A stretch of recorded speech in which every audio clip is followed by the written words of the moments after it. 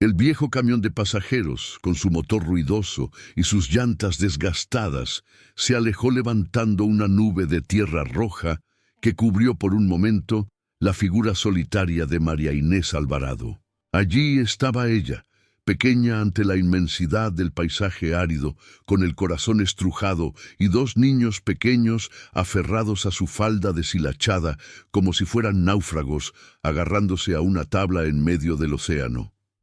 Mateo, de apenas 6 años, miraba con ojos grandes y asustados el camino vacío, mientras que la pequeña Sofía, de 4, se chupaba el dedo pulgar, con el rostro sucio de polvo y lágrimas secas. María Inés suspiró profundamente, sintiendo el peso de las maletas viejas en sus manos, pero más pesado aún era el dolor que cargaba en el pecho desde hacía 6 meses.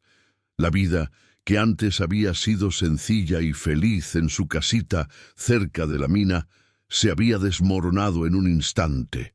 El accidente, el maldito accidente que se llevó a su esposo, su José, y la dejó sola, viuda y rodeada de buitres. No pasó mucho tiempo antes de que las deudas de los gastos médicos y el funeral consumieran todo. Los acreedores no tuvieron piedad.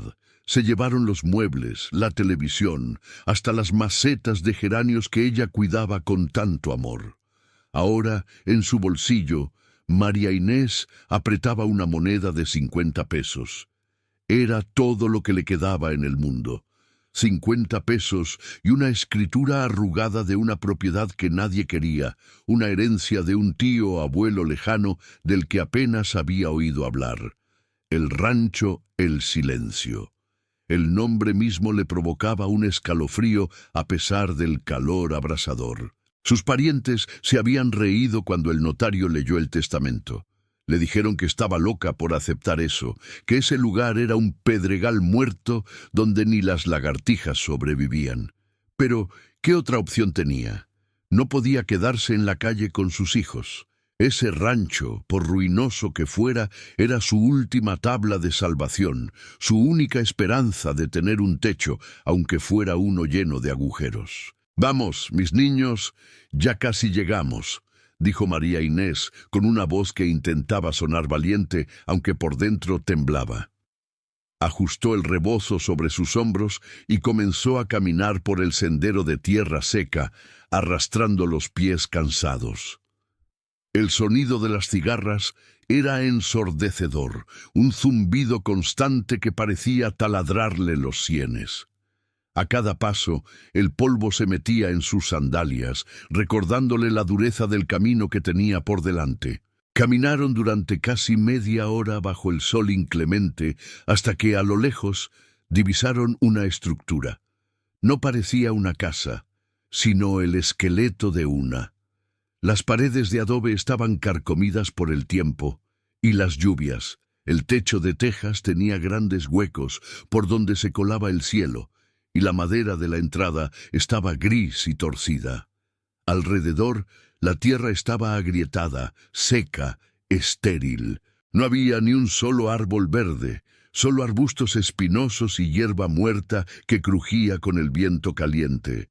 Antes de que pudieran acercarse a la entrada principal, donde un portón de madera colgaba de una sola bisagra oxidada, una voz ronca los detuvo. «Oiga, usted, ¿a dónde cree que va con esos niños?». María Inés se giró sobresaltada. Un anciano estaba de pie junto a la cerca del terreno vecino. Tenía el rostro curtido por el sol, lleno de arrugas profundas como los surcos de la tierra, y se apoyaba en un bastón de madera nudosa. Sus ojos, nublados por las cataratas, la miraban con una mezcla de lástima y terror. Era don Ramiro, el único vecino en kilómetros a la redonda. «Buenas tardes, señor», respondió María Inés con respeto, bajando la cabeza. «Soy María Inés Alvarado.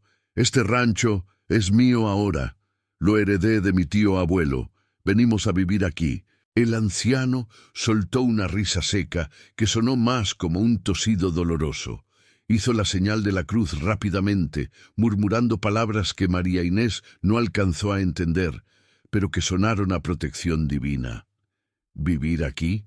Niña, ¿Es que nadie le dijo? Este lugar no es para los vivos. Aquí la tierra está maldita desde los tiempos de la guerra cristera. Don Anselmo, su tío, murió loco y solo ahí adentro. Nadie dura en el silencio. María Inés sintió que el miedo le helaba la sangre, pero miró a Mateo y a Sofía. Mateo tenía los labios secos por la sed, y Sofía ya no tenía fuerzas ni para llorar. El instinto de madre fue más fuerte que cualquier cuento de fantasmas. «No tengo a dónde más ir, señor», dijo ella con firmeza, aunque sus ojos se llenaron de lágrimas. «No tenemos casa, no tenemos comida y no tenemos dinero. Si los fantasmas quieren sacarnos, tendrán que arrastrarme, porque mis hijos necesitan un techo esta noche. Si alguna vez te has sentido así, acorralado por la vida y sin salida, pero dispuesto a luchar por tu familia, escribe amén en los comentarios y comparte esta historia para que la fe llegue a más personas». Don Ramiro la miró fijamente, conmovido por la desesperación en la voz de esa madre joven. Suspiró y negó con la cabeza. «Pues que Dios la ampare, hija, porque en cuanto caiga el sol, va a necesitar más que valentía. Dicen que aquí las almas no descansan. Se escuchan lamentos, se escuchan cadenas, y la tierra, mire la tierra, rechaza cualquier semilla. Es un cementerio de esperanza. Pero si se va a quedar, tenga cuidado con el pozo del patio trasero, y no abra la puerta si tocan de noche». Con esa advertencia ominosa, el anciano dio media vuelta y se alejó lentamente hacia su propia casa, dejándolos solos frente a la ruina. María Inés tragó saliva. Apretó la mano de Mateo y empujó la vieja puerta de madera que delimitaba el terreno. El rechinido del metal oxidado rompió el silencio sepulcral del lugar, como un grito de bienvenida a su propia desgracia. Entraron al patio. El aire allí dentro se sentía diferente, más pesado, cargado de un olor a podredumbre y olvido.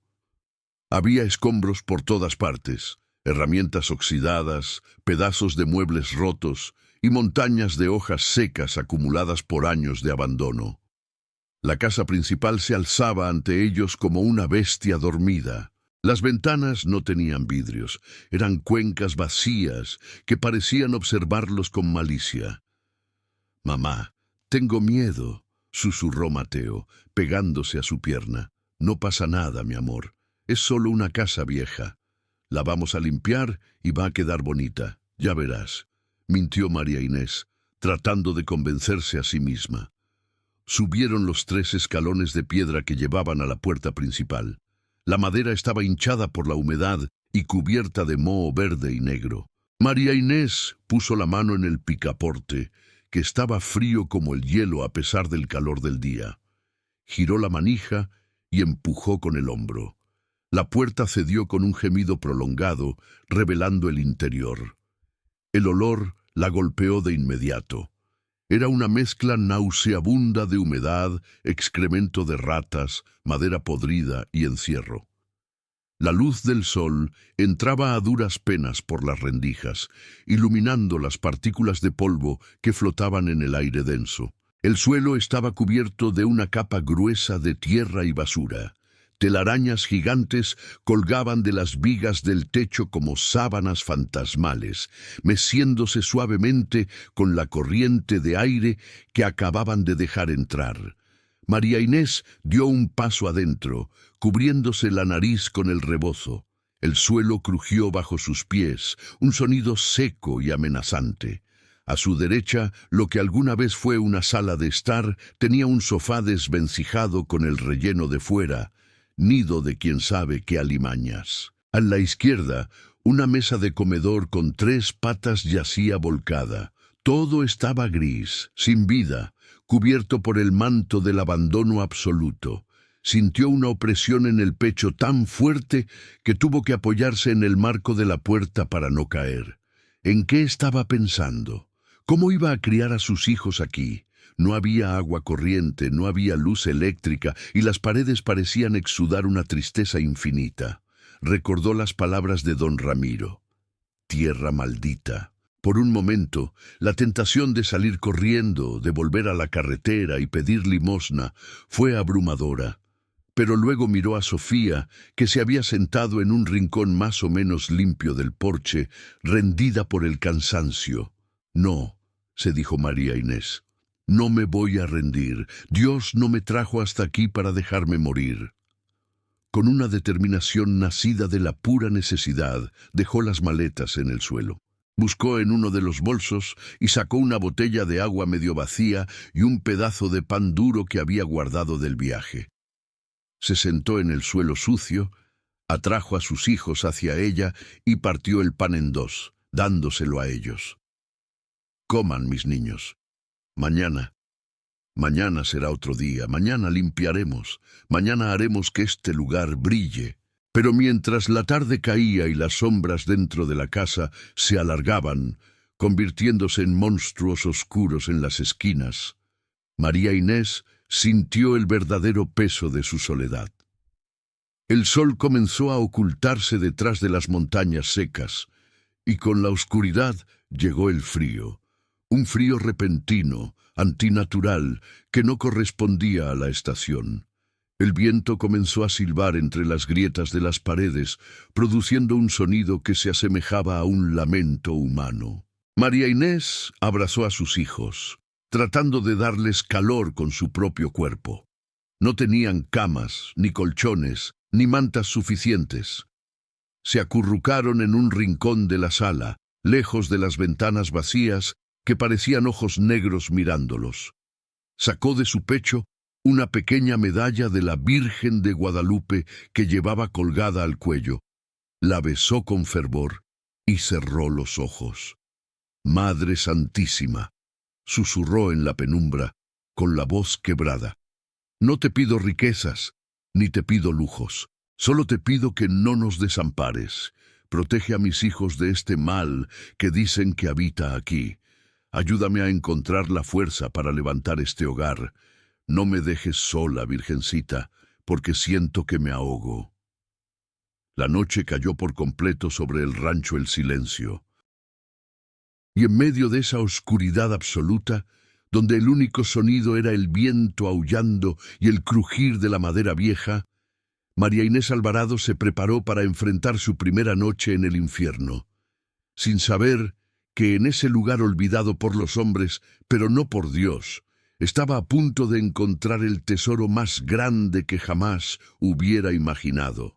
Pero antes del milagro vendría la prueba, y la prueba apenas comenzaba. El miedo le erizó la piel cuando escuchó claramente el sonido de unos pasos arrastrándose en el piso de arriba, seguidos de un golpe seco, como si algo pesado hubiera caído justo encima de sus cabezas. Mateo se despertó sobresaltado y comenzó a llorar. María Inés apretó los dientes, conteniendo su propio grito, y comenzó a rezar el Ave María en voz alta, su única arma contra las tinieblas que parecían querer devorarlos vivos. La oscuridad en el rancho, el silencio, no era simplemente la ausencia de luz, era una entidad viva, espesa y pesada, que parecía querer asfixiar la poca esperanza que quedaba en el corazón de María Inés. Aquella primera noche fue interminable, una vigilia forzada por el terror. El viento no dejaba de golpear las contraventanas podridas, creando un ritmo macabro que acompañaba los ruidos inexplicables provenientes del piso superior. Eran pasos lentos y arrastrados, como si alguien con botas llenas de plomo caminara de un lado a otro sobre las vigas viejas, justo encima de donde ella abrazaba a sus hijos contra su pecho. Mateo temblaba violentamente, escondiendo la cabeza bajo el rebozo de su madre, mientras la pequeña Sofía, agotada por el llanto, dormía a ratos, sobresaltándose cada vez que una tabla crujía o que algo arañaba las paredes desde dentro. María Inés no durmió ni un segundo. Mantuvo los ojos abiertos, fijos en la negrura, con una mano aferrada a su medalla y la otra acariciando el cabello sucio de sus niños. El frío era lo peor. No venía de afuera, sino del suelo mismo, un hielo que subía por las piernas y se instalaba en la nuca, haciendo que el aliento se volviera vapor visible a pesar de estar en pleno verano de Jalisco. Por momentos, juraría haber escuchado susurros, no palabras claras, sino murmullos sibilantes que parecían decir «lárgate» o «dolor». Pero María Inés, en su desesperación de madre leona, respondía en voz baja pero firme: «Aquí estamos y aquí nos quedamos, en el nombre de Dios». Fue su fe, esa fe inquebrantable de la mujer mexicana que ha sufrido todo pero no pierde la esperanza, lo que mantuvo a raya a las sombras hasta que por fin una línea grisácea de luz comenzó a dibujarse en el horizonte, entrando por los huecos del techo. El amanecer trajo consigo un silencio repentino. Los pasos cesaron. El frío sobrenatural se disipó ligeramente, reemplazado por el calor seco de la mañana, que prometía ser abrasador. María Inés se levantó con el cuerpo adolorido, los músculos entumecidos por dormir en el suelo duro. Miró a su alrededor, y la luz del día reveló la verdadera magnitud del desastre. Si de noche parecía una ruina, de día era un basurero. Había nidos de ratas en las esquinas, excremento de pájaros manchando las paredes que alguna vez fueron blancas, y una capa de polvo tan gruesa que se levantaba como humo a cada paso que daban. «¡Arriba, mis niños!», dijo María Inés con una energía falsa, tratando de animar a los pequeños que despertaban frotándose los ojos lagañosos. «Hoy tenemos mucho trabajo. Si vamos a vivir aquí, tenemos que sacar toda esta porquería. Esta casa tiene que brillar». Mateo la miró con el estómago rugiendo. «Mamá, tengo hambre». «Lo sé, mi amor, lo sé. Coman el último pedazo de pan que queda. Al rato voy a ver qué consigo. Pero primero hay que limpiar. Si la casa está limpia, Dios nos verá con mejores ojos». Con el estómago vacío y las manos agrietadas, María Inés comenzó su cruzada contra la suciedad. No tenía escoba, así que salió al patio y arrancó un manojo de ramas secas de un arbusto espinoso, amarrándolas con un trozo de cuerda vieja que encontró tirada. Esa sería su escoba. No tenía trapos, así que rasgó una de sus faldas viejas que traía en la maleta para hacer paños. La mañana se les fue en una batalla física agotadora.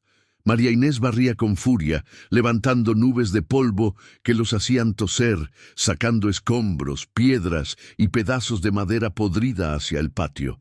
Los niños, contagiados por el esfuerzo de su madre, ayudaban cargando lo que podían. Sofía arrastraba latas viejas y Mateo empujaba tablas rotas. El sudor les corría por la frente, mezclándose con la tierra y dejándoles surcos negros en la cara. Fue cerca del mediodía cuando María Inés decidió atacar la pared del fondo de la sala principal.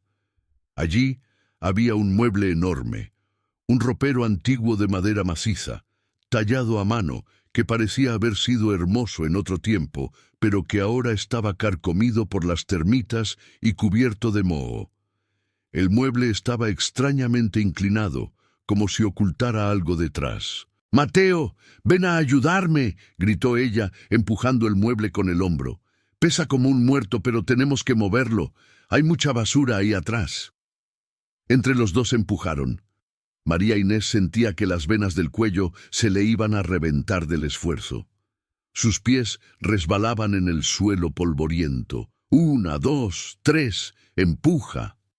El mueble gimió, la madera vieja rechinó contra el piso de piedra y lentamente, muy lentamente, comenzó a ceder. Al moverlo, una nube de polvo negro y denso se liberó, obligándolos a retroceder tosiendo y cubriéndose la boca. Cuando el polvo se asentó, María Inés se acercó para ver qué había detrás. La pared no era lisa como las demás. Había un panel de madera distinto al adobe que parecía estar suelto. Las tablas estaban hinchadas por la humedad y clavadas de manera irregular, como si alguien hubiera querido tapar un hueco con mucha prisa hace muchos años. Curiosa, María Inés metió los dedos en una rendija entre las tablas. La madera estaba podrida y cedió fácilmente. Arrancó una tabla, luego otra. Un olor a encierro antiguo, a cera vieja y flores secas, emanó del hueco oscuro que acababa de descubrir. «¿Qué es eso, mamá?», preguntó Mateo, acercándose con cautela. «No sé, hijo. Pásame la lámpara del celular, rápido, aunque le quede poca pila». Con la tenue luz del teléfono, María Inés iluminó el interior del nicho oculto en la pared. Su corazón dio un vuelco. No había oro, ni dinero, como quizás una parte pequeña y humana de ella había deseado. Había algo mucho más sagrado y olvidado.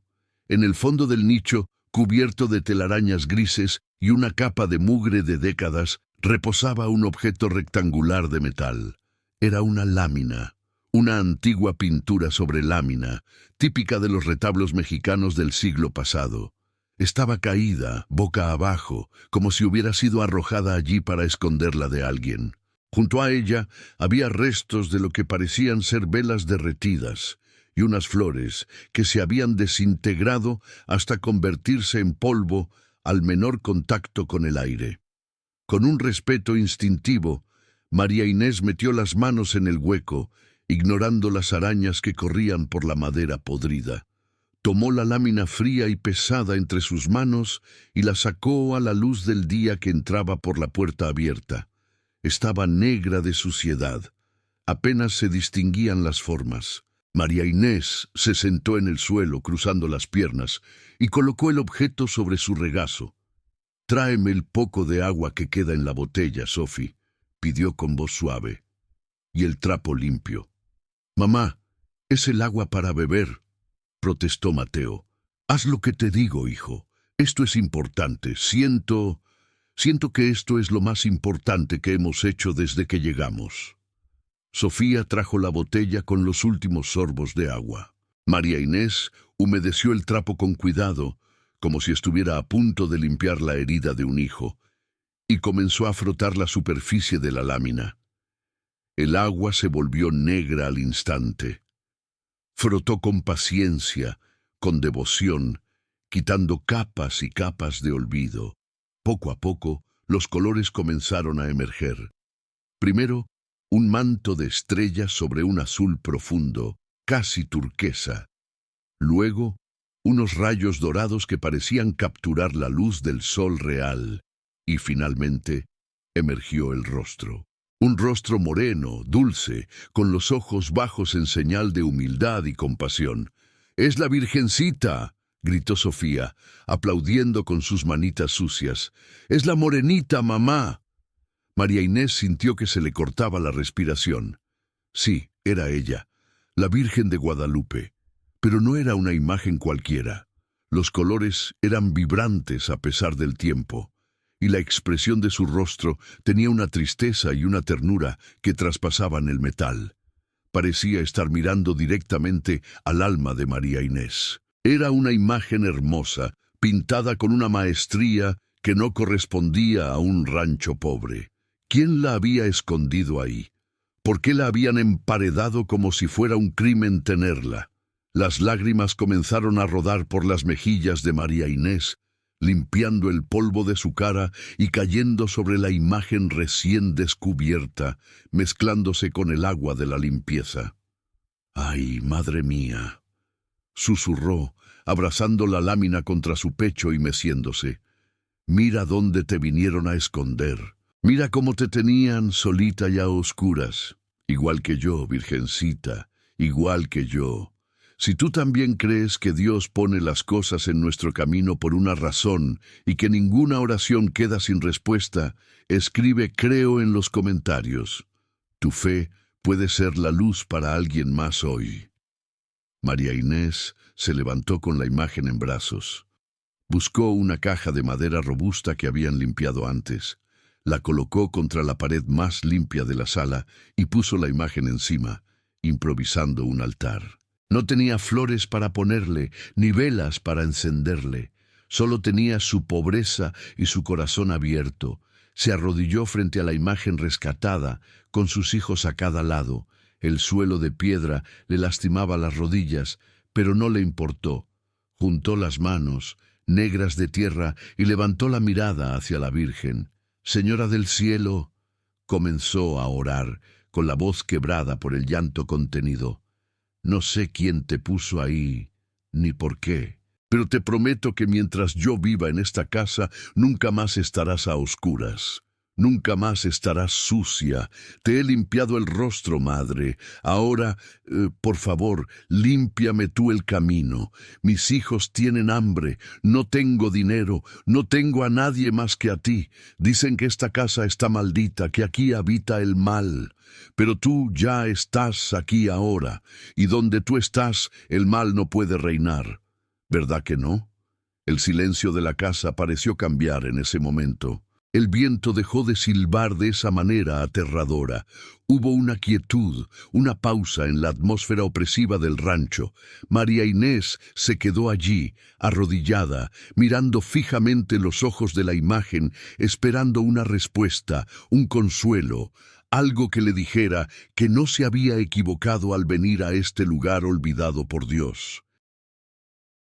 De pronto, un rayo de sol entró directo por un hueco del techo, iluminando el polvo que flotaba en el aire y cayendo exactamente sobre la lámina de metal, haciendo que el manto de estrellas brillara intensamente por un segundo. Fue un destello breve, natural quizás, pero para María Inés fue suficiente. Se secó las lágrimas, se persignó y se puso de pie. «Ya está», dijo a sus hijos, con una nueva fortaleza en la voz. «La patrona ya está en su casa. Ahora nosotros vamos a terminar de limpiar la nuestra». Aquella tarde trabajaron con más ahínco, sintiéndose extrañamente acompañados. Pero la verdadera prueba, el verdadero misterio, llegaría esa noche. Porque aunque habían limpiado la imagen, el secreto que guardaba el rancho, el silencio y la razón por la que aquella virgen había sido emparedada, estaban a punto de manifestarse de una forma que desafiaría toda lógica. María Inés no lo sabía, pero al sacar esa imagen de la oscuridad, había abierto una puerta. Y esa noche, a las 03:33 de la madrugada, algo extraordinario iba a suceder. Algo que cambiaría su vida para siempre. La noche en el desierto de Jalisco tiene una densidad particular, un silencio que zumba en los oídos y una oscuridad que parece tragarse hasta los pensamientos. Después de la jornada extenuante de limpieza, el cansancio había vencido finalmente el miedo de María Inés y sus hijos. Sin camas ni colchones, habían improvisado un lecho en el suelo de la sala, utilizando las pocas ropas que traían en las maletas como colchón y el rebozo de María junto con una manta raída para cubrirse del frío penetrante que descendía de la sierra al ocultarse el sol. Mateo y Sofía dormían profundamente, con esa entrega absoluta de la inocencia, ajenos a las sombras que se alargaban por las paredes desnudas. María Inés, sin embargo, dormía a saltos, con el sueño ligero de quien vigila una trinchera. En sus pesadillas, el viejo don Ramiro se reía señalando el pozo seco, y las paredes de la casa se cerraban sobre ella como una boca hambrienta. De repente, sus ojos se abrieron de golpe. No fue un ruido lo que la despertó. No hubo portazos, ni el aullido del viento, ni el crujir de la madera que tanto la había aterrorizado la noche anterior. Fue una sensación, una sacudida eléctrica y silenciosa que recorrió su columna vertebral, obligándola a despertar con una lucidez total, sin rastro de somnolencia. Se incorporó lentamente, con el corazón latiendo desbocado en el pecho. Buscó a tientas su viejo celular para ver la hora, protegiendo la luz de la pantalla para no despertar a los niños. La luz azulada iluminó su rostro demacrado y los números brillaron con una precisión inquietante. 03:33. La hora muerta. La hora en que, según las abuelas del pueblo, el velo entre los mundos se hace tan delgado que se puede romper con un suspiro. María Inés Sintió que el pánico le subía por la garganta. Recordó las advertencias del vecino sobre las almas en pena y los gritos nocturnos. Se preparó para escuchar lamentos, para ver sombras reptando por el suelo, para tener que defender a sus hijos de algún horror invisible. Apretó la medalla de su cuello con tanta fuerza que el metal se clavó en su palma. Pero entonces se dio cuenta de algo. No había miedo en el aire. El frío sepulcral que había sentido la noche anterior, ese hielo que calaba los huesos y olía a humedad rancia y muerte, había desaparecido por completo. En su lugar, el aire estaba tibio, agradable, como si alguien hubiera encendido una chimenea invisible en medio de la sala. Y luego llegó el aroma. Primero fue sutil, como una brisa lejana, pero en cuestión de segundos el olor invadió la habitación con una potencia abrumadora. No olía a viejo, ni a polvo, ni a madera podrida, ni al guano de los murciélagos que anidaban en el techo. Olía a rosas frescas, recién cortadas, cubiertas de rocío de la mañana. Era un perfume dulce, embriagador, mezclado con notas de jazmín y nardos, tan intenso que María Inés sintió que se mareaba. Era imposible. Estaban en medio de un páramo seco, donde no crecía ni la hierba mala. ¿De dónde salía ese olor a jardín celestial? María Inés giró la cabeza hacia la pared del fondo, hacia el lugar donde había improvisado el altar con la caja de madera y la imagen de lámina que había rescatado de la suciedad horas antes. Y lo que vio le robó el aliento. En la oscuridad total de la sala, el rincón donde estaba la Virgen no estaba oscuro. Una luz pulsaba allí. No era la luz de una vela, porque no tenían velas. No era la luz de la luna, porque las ventanas estaban al otro lado. Era una luz propia, emanando del metal mismo de la imagen. Era un resplandor suave, a veces azulado como el manto de la morenita, a veces dorado como los rayos del sol que la rodean. La luz latía, se expandía y se contraía lentamente, como el ritmo de una respiración tranquila, como el latido de un corazón vivo. María Inés se frotó los ojos, pensando que el cansancio la hacía alucinar, pero al abrirlos, la luz seguía allí, más brillante, más cálida, y con la luz vino el sonido. No eran cadenas, no eran gritos de condenados, era un murmullo, un sonido que parecía venir de todas partes y de ninguna a la vez. Al principio, María Inés pensó que era el viento, pero el viento no tiene melodía.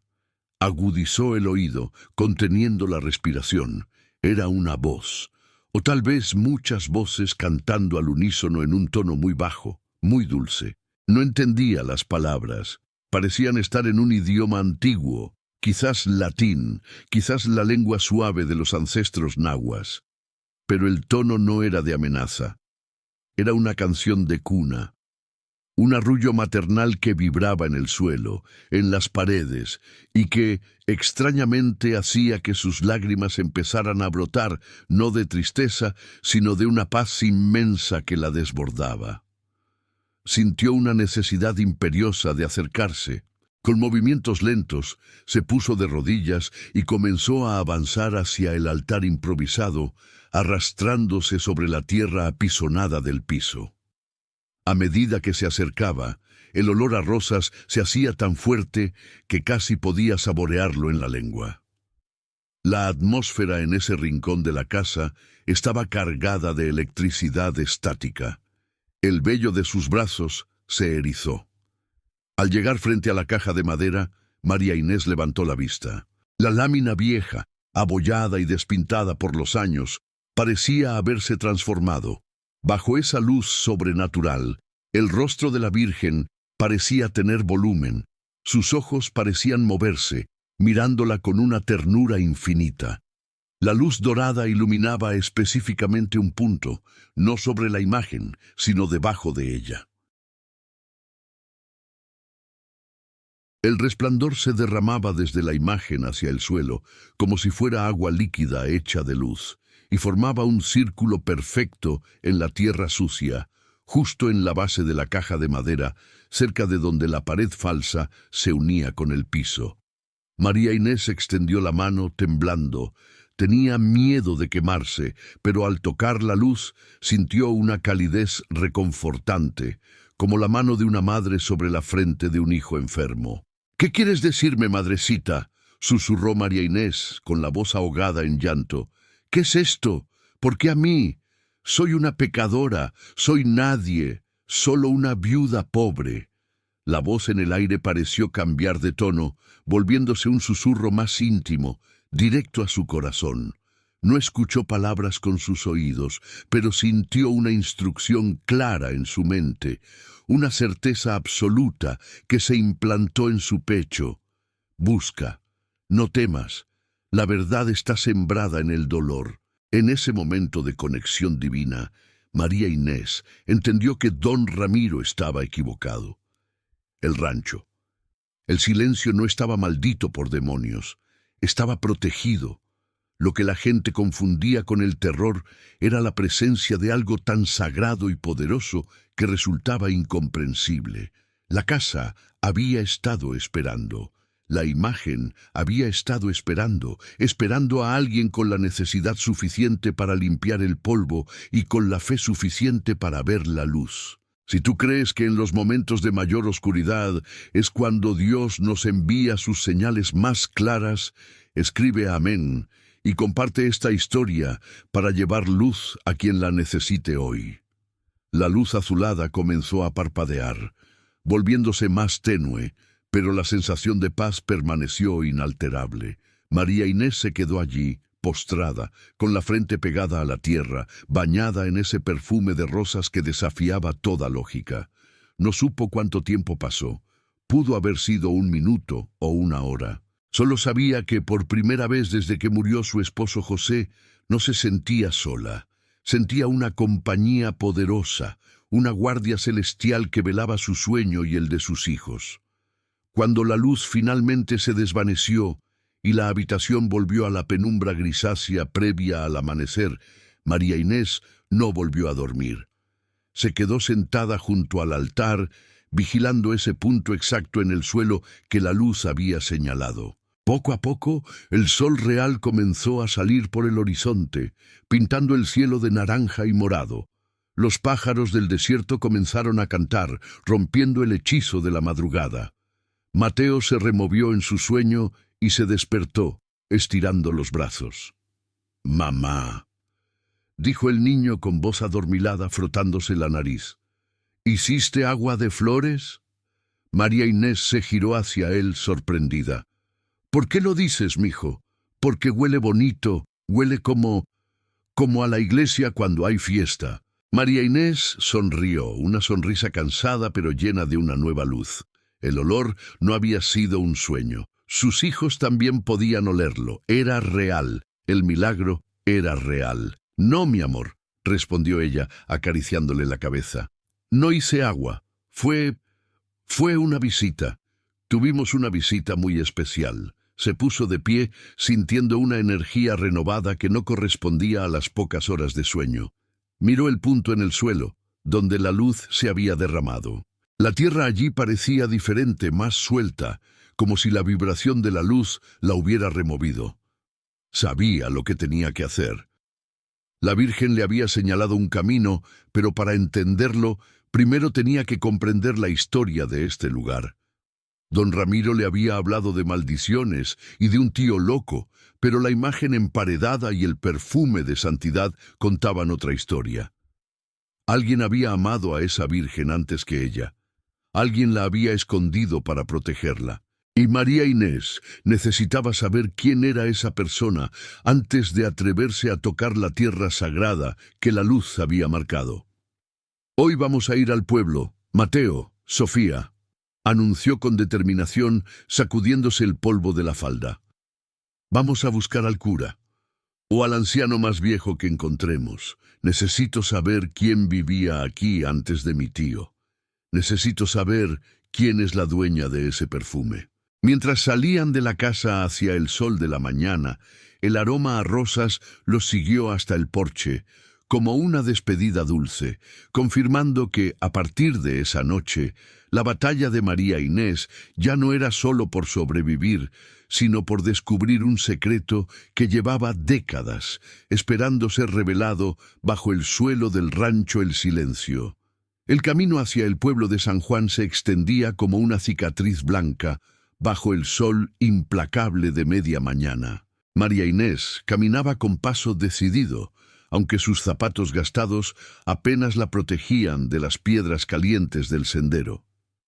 Mateo y Sofía iban detrás, más silenciosos de lo habitual, todavía envueltos en el asombro de lo que habían vivido la noche anterior. Aunque el olor a rosas se había disipado al salir de la propiedad, la sensación de paz seguía anclada en sus corazones, como un escudo invisible contra la miseria que los rodeaba. Al llegar a las primeras calles empedradas del pueblo, la gente los miraba con recelo. En un lugar tan pequeño, las noticias volaban más rápido que el viento, y todos sabían ya que la viuda loca se había atrevido a instalarse en el rancho El Silencio. Las mujeres se persignaban al verla pasar y murmuraban detrás de sus abanicos, y los hombres desviaban la mirada, como si temieran que la mala suerte de esa tierra maldita fuera contagiosa. Pero María Inés caminaba con la frente en alto. Ya no era la misma mujer asustada que había bajado del autobús 2 días atrás. Había visto la luz, había olido el cielo. Su destino era la vieja parroquia de San Juan Bautista, una construcción colonial de cantera rosa con una torre que dominaba el valle. Si había alguien que conocía la verdad sobre las almas y la historia de ese suelo, tenía que ser el sacerdote. Entró en la iglesia, agradeciendo el frescor oscuro y silencioso de la nave central. El olor a incienso y cera vieja la recibió familiar y reconfortante. Al fondo, cerca de la sacristía, encontró a un hombre anciano, encorvado por el peso de los años, que arreglaba unos lirios en un florero. Era el padre Esteban, el cura que había bautizado, casado y enterrado a 3 generaciones del pueblo. «Buenos días, padre», dijo María Inés, su voz resonando suavemente en la bóveda vacía. El sacerdote se giró lentamente, ajustándose los lentes de fondo de botella. Sus ojos, acuosos y cansados, se entrecerraron al verla. «Buenos días, hija. ¿En qué puedo servirte? No te había visto antes por aquí». «Soy María Inés Alvarado. Soy la nueva dueña del rancho El Silencio». El efecto de esas palabras fue inmediato.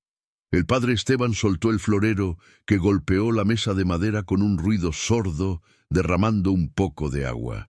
Se persignó rápidamente, un gesto automático nacido de años de escuchar historias terribles. «¿El silencio?», murmuró el anciano acercándose a ella con pasos temblorosos. «¿Estás viviendo allí, con esos niños? Hija mía, ¿no sabes que ese lugar está marcado por la tragedia? Tu tío Anselmo murió sin juicio, atormentado por voces. Y antes de él, eso es lo que vengo a preguntarle, padre», interrumpió María Inés, con respeto pero con firmeza, acercándose al barandal del presbiterio. «Anoche pasó algo. Algo que no fue malo, ni de miedo. Encontré una imagen de la Virgen emparedada en la sala, y a las 3 de la mañana hubo luz y olor a rosas. Padre, necesito saber quién vivió allí antes, quién escondió a la Virgen, porque siento que ella me está pidiendo algo y no sé qué es». El padre Esteban se quedó inmóvil, mirándola fijamente. La sinceridad y la urgencia en los ojos de María Inés parecían haberlo desarmado. El miedo en su rostro dio paso a una expresión de asombro y melancolía profunda. Suspiró largamente, un sonido que parecía arrastrar el polvo de décadas de secretos guardados. «Ven conmigo a la sacristía», dijo finalmente, haciéndole una seña con la mano arrugada. «Si la Virgen te ha hablado con rosas, Entonces es tiempo de que se sepa la verdad. He guardado silencio demasiados años por respeto a una promesa, pero los caminos de Dios son misteriosos. María Inés dejó a los niños sentados en una banca de la primera fila, encargándoles que rezaran un Padre Nuestro, y siguió al sacerdote a una pequeña habitación llena de libros antiguos y olor a papel viejo. El padre Esteban se dirigió a un armario de madera oscura cerrado con llave. Buscó en su sotana, sacó un llavero y abrió las puertas con un chirrido metálico. De una caja de cartón desgastada, sacó un sobre amarillento y un pequeño libro forrado en piel que se deshacía al tacto. La gente del pueblo dice que el silencio está maldito, comenzó a contar el padre, sentándose y ofreciéndole una silla a María Inés. Pero la ignorancia es atrevida. Ese rancho no está maldito, hija. Está santificado por la sangre de una mártir. María Inés sintió un escalofrío. ¿Una mártir? Su nombre era doña Carmelita, dijo el sacerdote, acariciando el sobre con reverencia. Vivió allí hace casi 100 años, durante la Guerra Cristera. Era una mujer sola, como tú. Su marido había muerto en la Revolución. Cuando el gobierno empezó a perseguir a la iglesia, a cerrar templos y a matar sacerdotes, Carmelita convirtió su rancho en un refugio. El padre Esteban hizo una pausa, sus ojos perdidos en el recuerdo de una historia que le habían contado sus predecesores. En ese entonces, tener una misa era un crimen que se pagaba con la muerte. Carmelita escondía a los sacerdotes en su sótano. Escondía los vasos sagrados, las hostias consagradas y las imágenes que los soldados querían quemar. Ella salvó docenas de imágenes de la destrucción, incluyendo, sospecho, esa Virgen de Guadalupe que encontraste. ¿Y qué pasó con ella?, preguntó María Inés con el corazón en un puño. La traicionaron, respondió el cura con voz grave. Un vecino, abuelo del actual don Ramiro, la denunció a los federales, esperando recibir una recompensa en oro que decían que ella escondía. Los soldados llegaron una madrugada. Buscaban oro, buscaban cálices de plata, destrozaron la casa, torturaron a Carmelita para que dijera dónde estaba el tesoro. Pero ella nunca habló. No tenía oro, hija. Su tesoro era la fe. La mataron ahí mismo, en la sala de su casa, y tiraron su cuerpo en el campo, prohibiendo que le dieran sepultura cristiana. Desde entonces, la tierra se secó. Dicen que el cielo lloró tanto que la tierra se volvió estéril de pura tristeza. María Inés se cubrió la boca con la mano, conteniendo un sollozo. Ahora entendía la tristeza que impregnaba las paredes. No era maldad, era duelo. La casa extrañaba a su dueña. Antes de que se la llevaran, continuó el padre, Carmelita logró entregarle esto a mi antecesor, el padre Miguel, quien huyó por el monte. Le dijo, guárdelo, padre. Algún día alguien vendrá que tendrá la misma necesidad y la misma fe que yo. Entrégueselo a ella. El anciano le extendió el sobre y el pequeño libro. María Inés tomó los objetos con manos temblorosas. El libro era un misal antiguo, y dentro del sobre había una fotografía en color sepia y una carta doblada en 4 partes. María Inés miró la foto. Era una mujer joven, de mirada firme y bondadosa, vestida con ropas de campesina de principios de siglo. Estaba de pie frente a la misma casa que ahora habitaba María Inés. Pero en la foto, el rancho estaba lleno de flores, con enredaderas vivas y árboles frutales. En sus manos, la mujer sostenía un rosario de cuentas grandes y brillantes. Abrió la carta. La letra era cursiva, elegante pero apresurada, escrita quizás en momentos de angustia. A ti, hermana mía, que llegas después de la tormenta. Si estás leyendo esto, es porque la Virgen te ha escogido para cuidar este pedazo de cielo que el hombre quiere convertir en infierno. No busques riquezas materiales, porque lo que aquí yace vale más que todo el oro del mundo. Los soldados vienen por mí. No temo a la muerte, porque sé que ella me cubre con su manto. He escondido la fuente de la vida para que no la manchen con su odio.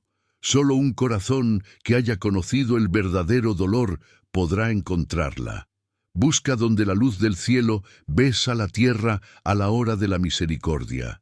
Busca bajo mis lágrimas.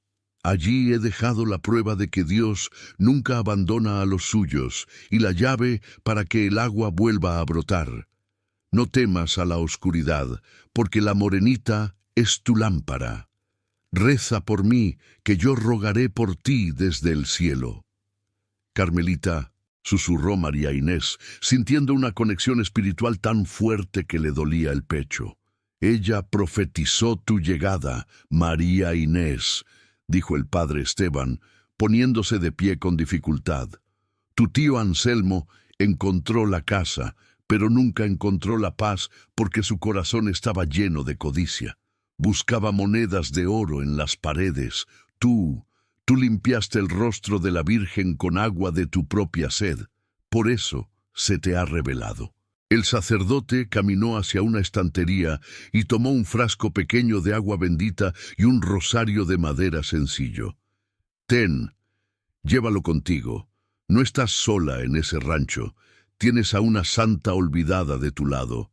Vete a casa, hija, y haz lo que Carmelita te indica en esa carta. Busca bajo mis lágrimas. María Inés salió de la iglesia con el corazón ardiendo. El sol estaba en su cenit, pero ella ya no sentía el calor. Sentía urgencia.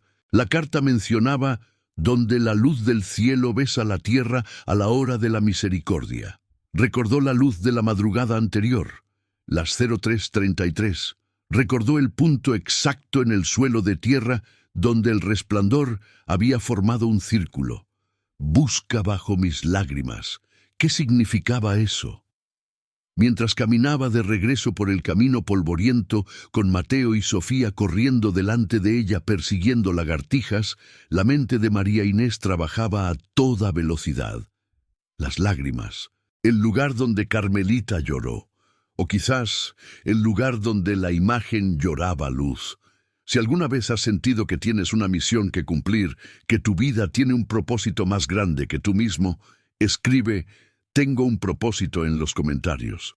No es casualidad que estés leyendo esto. Al llegar a la entrada del rancho El Silencio, el lugar parecía distinto. Ya no veía una ruina. Veía el escenario de un sacrificio de amor. Miró hacia la casa del vecino, don Ramiro, y sintió una punzada de compasión. Su abuelo había sido el traidor. Quizás el miedo del anciano no era a los fantasmas, sino a la culpa heredada que cargaba su sangre. Entró a la casa con una determinación feroz. Fue directo al cuarto donde estaba la imagen. La luz del día entraba por las ventanas, pero ella recordaba perfectamente el lugar. Se arrodilló y puso la palma de su mano sobre la tierra apisonada. «Mateo», llamó a su hijo, «tráeme la pala vieja que vimos en el patio. Y tú, Sofía, busca algo para alumbrar, aunque sea de día, quiero ver bien». «¿Vamos a buscar un tesoro, mamá?», preguntó el niño, con los ojos brillando de emoción. María Inés miró la foto de Carmelita una vez más. Luego miró a la Virgen de Lata en su altar improvisado. «Sí, mi amor, vamos a buscar un tesoro, pero no de oro. Vamos a buscar la verdad. Y si Dios quiere, vamos a traer la vida de vuelta a esta tierra muerta». Con la pala en la mano, María Inés marcó una cruz en la tierra seca, justo en el punto que la luz había señalado horas antes. Respiró hondo, se encomendó a la Virgen de Guadalupe y a la memoria de Carmelita, y clavó el metal en el suelo duro. El sonido de la pala rompiendo la tierra fue el comienzo de algo nuevo. No sabía cuánto tendría que cavar, ni qué encontraría exactamente, pero sabía que debajo de esa costra de abandono, el pasado estaba esperando para salvar su futuro. La investigación había terminado. Ahora comenzaba la excavación de la fe. El golpe del metal contra la tierra compacta resonó seco y sordo en la sala del rancho El Silencio. Clac, clac, clac. Era el único sonido en la tarde calurosa, aparte de la respiración agitada de María Inés. El sudor le corría por la espalda, empapando su vestido raído, y sus manos, ya maltratadas por años de trabajo duro, empezaban a llenarse de ampollas vivas. Pero ella no se detenía. Había una fuerza que la empujaba, una certeza que le quemaba las entrañas más que el sol de Jalisco. Mateo, con sus bracitos delgados, intentaba ayudar retirando la tierra suelta con un balde de plástico roto, mientras la pequeña Sofía sostenía la linterna del celular, aunque la luz del día aún entraba por las ventanas, como si quisiera asegurarse de que ninguna sombra se atreviera a acercarse a su madre. «Mamá, ¿falta mucho?», preguntó Mateo, limpiándose el sudor de la frente con el antebrazo sucio de tierra. «El piso está muy duro».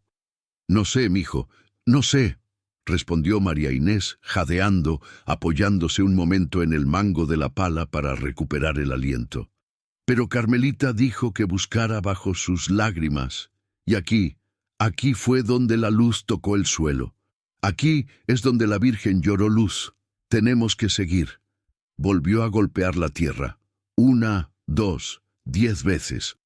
El agujero ya tenía medio metro de profundidad, pero solo encontraban piedras y raíces muertas. La duda, ese enemigo silencioso de la fe, empezó a susurrarle al oído.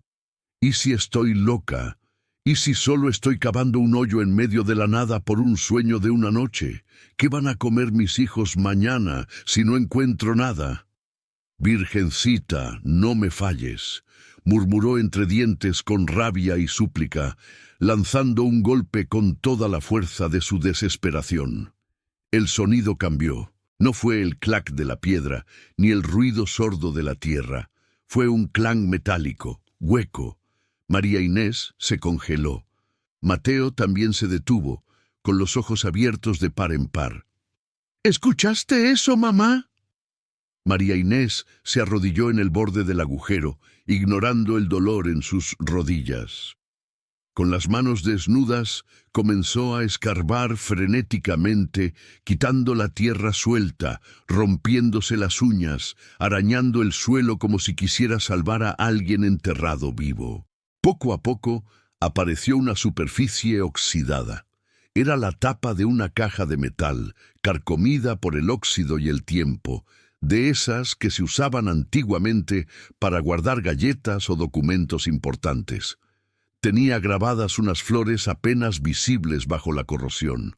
«¡Es el tesoro!», gritó Sofía, dando saltitos. María Inés sacó la caja con cuidado. Pesaba más de lo que debería pesar una simple caja de lata. La colocó en el suelo, bajo la mirada atenta de la Virgen en el altar improvisado. Sus manos temblaban tanto que apenas podía manipular el cierre oxidado. «Ayúdame, Mateo», dijo ella. Entre los dos, hicieron palanca con un destornillador viejo que habían encontrado en la limpieza. El metal gimió, resistiéndose a revelar sus secretos, después de casi un siglo de silencio. Finalmente, con un chasquido seco, la tapa cedió. Un olor a rosas concentrado, antiguo y potente, salió de la caja, golpeándolos en el rostro como una bofetada de santidad. No había monedas de oro. No había joyas. Dentro, envuelto en un paño de terciopelo que alguna vez fue azul y ahora era gris, había un libro pequeño de tapas de cuero y un objeto que brillaba a pesar de la falta de luz directa. María Inés tomó el objeto primero. Era un rosario, pero no uno cualquiera. Las cuentas eran de plata maciza, pesadas y frías, y cada Ave María estaba tallada con forma de botón de rosa. El crucifijo era grande, detallado, y tenía algo grabado en el reverso que María Inés no pudo leer por las lágrimas que ya le nublaban la vista. Debajo del rosario estaba el diario. Con el corazón latiendo en la garganta, María Inés abrió el libro de cuero. Las páginas estaban amarillentas y quebradizas, escritas con una tinta que se había desvanecido a un color café sepia. Pasó las hojas con delicadeza infinita, buscando la última entrada, la última voz de Carmelita antes del final. La fecha marcaba 14 de agosto de 1928, la víspera de su muerte. María Inés comenzó a leer en voz alta, su voz temblando en el silencio de la casa grande. Ya están aquí. Veo el polvo de sus caballos acercándose por el camino del norte. Saben que escondo a los padres, saben que protejo lo sagrado. Mi tiempo se acaba, pero mi fe no. Hoy he tomado una decisión. No dejaré que encuentren la fuente. El agua de este rancho es milagrosa. Brotó el día que entronizamos a la Virgen en la sala y ha sanado a tantos. No puedo permitir que manos manchadas de sangre y odio la toquen o la envenenen. He sellado el ojo de agua principal con piedras y he rezado para que la tierra se cierre y se seque hasta que llegue el momento de la justicia. He ofrecido mi vida a cambio. Le he dicho a la morenita: toma mi sangre, pero guarda el agua. Que esta tierra muera conmigo y solo reviva cuando una madre con el corazón limpio y la necesidad verdadera vuelva a rezar este rosario en este suelo. Si estás leyendo esto, es porque la Virgen cumplió su trato. Yo fui el sacrificio. Tú eres la esperanza. No busques el agua con picos ni palas. El agua no está atrapada por la tierra, está atrapada por el dolor. Toma mi rosario. Reza.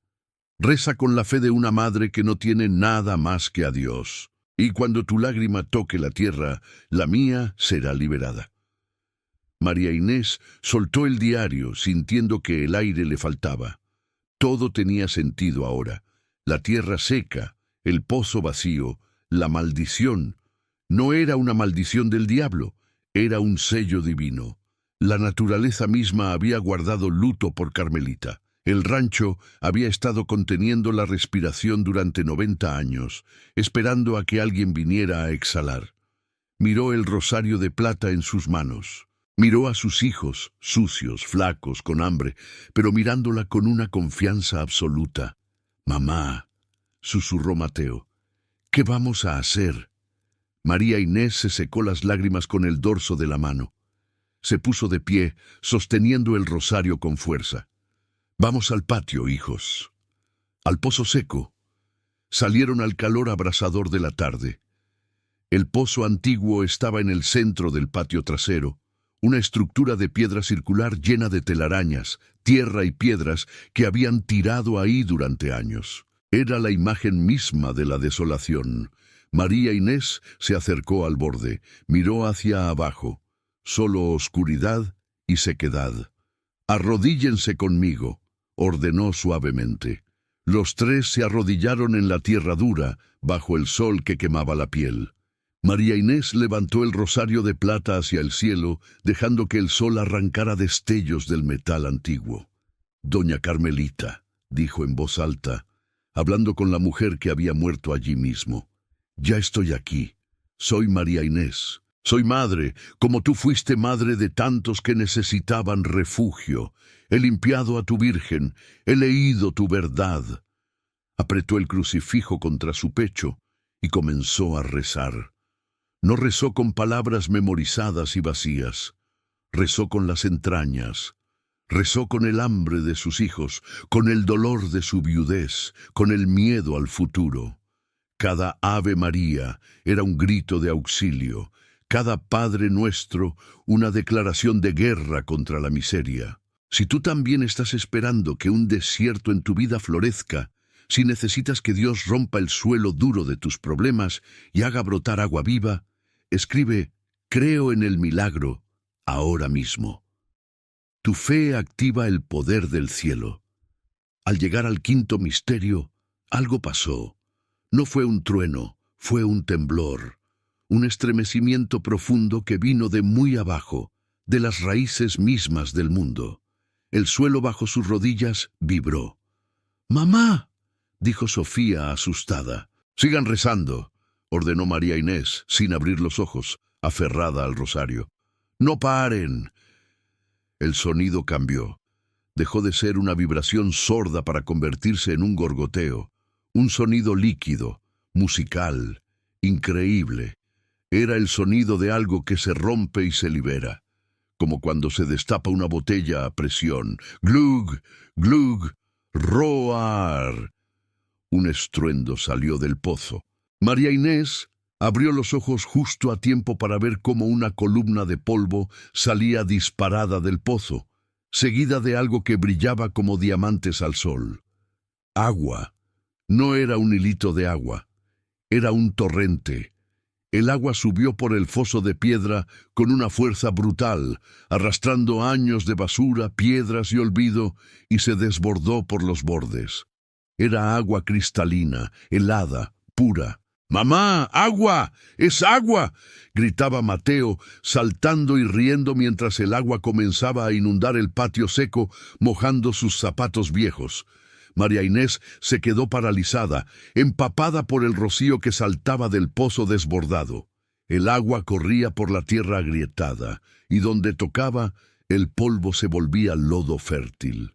El olor a tierra mojada, ese olor bendito a vida, reemplazó al olor a muerte que había reinado en el silencio por un siglo. Se acercó al borde, con cuidado, y metió la mano en el chorro que brotaba a borbotones. El agua estaba fría, dulce. Se llevó un poco a la boca y bebió. Sabía a gloria, sabía a redención. Llorando y riendo al mismo tiempo, tomó a sus hijos y los abrazó bajo el chorro de agua que no dejaba de salir, lavando la suciedad de la excavación, lavando la tristeza de los últimos meses, lavando la maldición para siempre. En ese momento, mientras el agua corría buscando camino hacia los campos muertos que rodeaban la casa, María Inés miró hacia la ventana de la sala. Le pareció ver, solo por un segundo, una silueta parada allí. Una mujer con ropa antigua, asintiendo con la cabeza, con una sonrisa de paz infinita, antes de desvanecerse en la luz de la tarde. Carmelita había descansado, y el rancho El Silencio acababa de despertar. Pero el sonido del agua corriendo no solo despertó a la tierra. El estruendo había sido tan fuerte que llegó a oídos que no debían escuchar. A lo lejos, en el camino, una camioneta negra se detuvo. Alguien bajó la ventanilla, observando con codicia el brillo repentino en medio del desierto. El milagro había ocurrido, sí, pero donde hay un milagro grande, siempre llega la envidia a intentar robarlo. Y María Inés estaba a punto de enfrentar a un enemigo más terrenal y peligroso que cualquier fantasma. La noticia del agua en el rancho. El silencio corrió más rápido que un incendio en pasto seco. No había pasado ni una semana desde que María Inés y sus hijos rompieron el sello de tierra con sus oraciones, y el paisaje ya había comenzado a transformarse de una manera que la lógica no podía explicar. Donde antes solo había polvo rojo y grietas que parecían bocas sedientas, ahora corría un arroyo cristalino que serpenteaba hacia los terrenos vecinos, formando charcos donde los pájaros bajaban a beber en bandadas ruidosas. La hierba, tímida al principio, había comenzado a pintar de verde esmeralda los bordes del cauce, un contraste violento y hermoso contra el ocre del desierto. Pero con la bendición llegó también la codicia. Porque en un pueblo olvidado por Dios y por el gobierno, donde la sequía había matado el ganado y la esperanza de los hombres, el agua valía más que la sangre. Era un martes por la tarde cuando el polvo del camino anunció la llegada de la prueba. No eran peregrinos, ni vecinos curiosos que venían con botellas vacías y ojos llenos de asombro. Esta vez era una caravana de 3 camionetas negras, lujosas, con los vidrios polarizados que reflejaban el sol con una arrogancia intimidante. Se detuvieron frente a la cerca remendada del rancho, levantando una nube de tierra que hizo toser a Mateo, quien jugaba con barquitos de madera en la orilla del nuevo arroyo. María Inés estaba lavando ropa en una piedra plana junto al pozo, con las manos metidas en el agua helada, canturreando una alabanza. Al oír los motores, se secó las manos en el delantal y se puso de pie, sintiendo ese nudo en el estómago que solo los pobres sienten cuando ven llegar a los ricos con poder. De la primera camioneta descendió un hombre que desentonaba violentamente con el entorno. Llevaba un traje gris impecable, zapatos de charol que brillaban a pesar del polvo, y unos lentes oscuros que ocultaban sus ojos. Era el licenciado Valderrama, un hombre conocido en la región no por su bondad, sino por ser el apoderado legal de las grandes mineras y terratenientes que poco a poco se iban comiendo los ejidos. Detrás de él bajaron 4 hombres robustos, vestidos de civil, pero con esa postura rígida de quienes llevan armas bajo la chaqueta, y 2 policías municipales con cara de aburrimiento. «Buenas tardes», dijo Valderrama, sin quitarse los lentes, mirando con asco el lodo que amenazaba con manchar sus zapatos. «Busco a la señora María Inés Alvarado». «Soy yo», respondió ella, dando un paso al frente, poniendo instintivamente a sus hijos detrás de sus faldas. El licenciado sonrió, una mueca ensayada que no mostraba alegría, sino dientes. Sacó un pañuelo de seda para cubrirse la nariz ante el olor a humedad y campo. «Señora Alvarado, soy el representante legal de la inmobiliaria y recursos hídricos del norte. Vengo a notificarle una irregularidad grave». «¿Irregularidad?». María Inés frunció el ceño. «Este rancho es mío. Tengo las escrituras de mi tío Anselmo». «Esas escrituras son papel mojado, señora», dijo él sacando una carpeta de cuero. «Según nuestros registros catastrales actualizados, este predio tiene adeudos fiscales impagables desde hace 40 años. Además», hizo una pausa dramática, señalando el pozo desbordante, «el subsuelo y los mantos acuíferos son propiedad de la nación, y su explotación sin concesión es un delito federal grave». María Inés sintió que el mundo se le venía encima. No entendía de leyes, ni de catastro, ni de concesiones. Solo sabía que la Virgen le había dado esa agua para vivir. «Pero el agua brotó sola», balbuceó, sintiendo la injusticia quemándole la garganta. «Fue un milagro. Estábamos muriendo de sed y Dios nos la mandó. No estoy explotando nada, solo vivimos de ella». Valderrama soltó una carcajada seca, breve y cruel. «Por favor, señora, deje los cuentos de hadas para la iglesia. El agua es dinero, y usted está sentada sobre una mina de oro líquido que no le pertenece. Vengo a informarle que el municipio ha expropiado el predio por causa de utilidad pública. Tiene 24 horas para desalojar». «¡No!». El grito salió de la garganta de María Inés antes de que pudiera pensarlo. «No me voy a ir. Esta es la casa de mis hijos, es la casa de la Virgen. Usted no puede sacarnos». El ambiente se tensó de golpe. Los vecinos, entre ellos el viejo don Ramiro y otros campesinos que habían venido a buscar agua, comenzaron a acercarse, formando un muro silencioso y frágil detrás de María Inés. Murmuraban molestos, pero el miedo a la autoridad y a los hombres armados los mantenía a raya. Valderrama se quitó los lentes, revelando unos ojos fríos y calculadores.